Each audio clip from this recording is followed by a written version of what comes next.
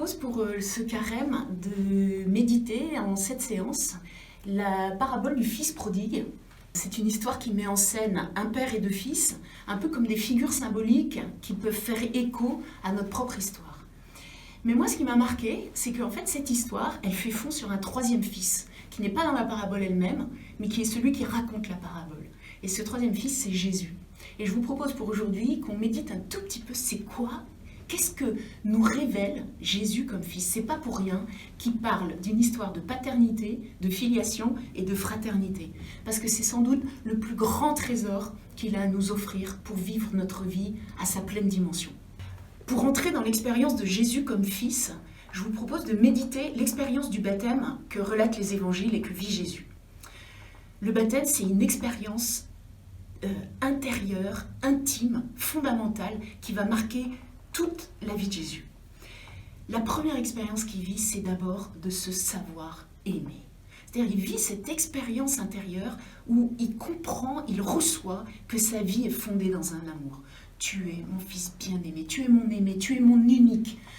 Chouraki, dans ses traductions, parle de chérissement. Jésus reçoit comme un chérissement intérieur. Voilà, sa vie est fondée dans un amour. J'aime beaucoup en Saint Jean où Jésus dit « Je sais d'où je viens, je sais où je vais ». Sa vie est fondée quelque part. Il vient de l'amour du Père, il va à l'amour du Père. Et j'aime rajouter « Et je sais comment je veux vivre. Je veux vivre de cet amour ». Voilà Jésus, un fils bien-aimé qui a vécu cette expérience comme d'entendre ou de recevoir à l'intérieur de lui le « C'est bon que tu existes, vis, tu as du prix à mes yeux et je t'aime ». Et ça embarque une vie. Son expérience, c'est, nous dit l'Évangile, les cieux se sont déchirés. Ça veut dire quoi ça ? Ça veut dire qu'il n'y a plus de frontières entre le monde de Dieu et le monde de l'homme. Il y a une habitation commune de la vie, une habitation possible commune de la vie. Il faut s'y rendre. Ouvrir les frontières de notre vie à Dieu. Les frontières de son côté sont toujours ouvertes. Le monde de Dieu, le monde de l'homme, c'est tout un. Il y a une possibilité de vivre de cette intimité d'être à être. C'est Jésus qui dit en Saint Jean encore, « Tu es en moi et je suis en toi ».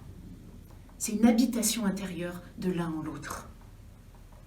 Récemment, dans ma prière, ça s'exprimait dans ces termes, « Ton ciel est en moi et ma terre est en toi ».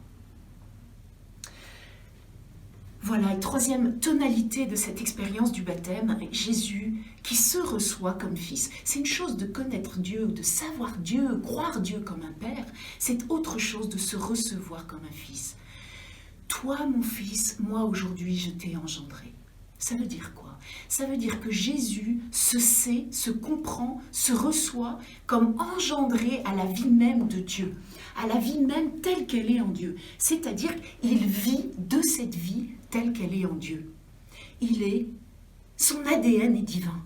Cette nature-là est en lui. Voilà. Tu es mon fils. Moi aujourd'hui, je t'ai engendré.